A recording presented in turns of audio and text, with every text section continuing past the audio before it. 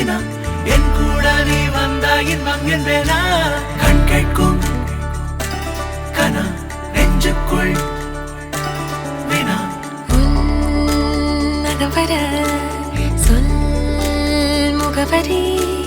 உன்னுடன் வர ஏன் அனுமதி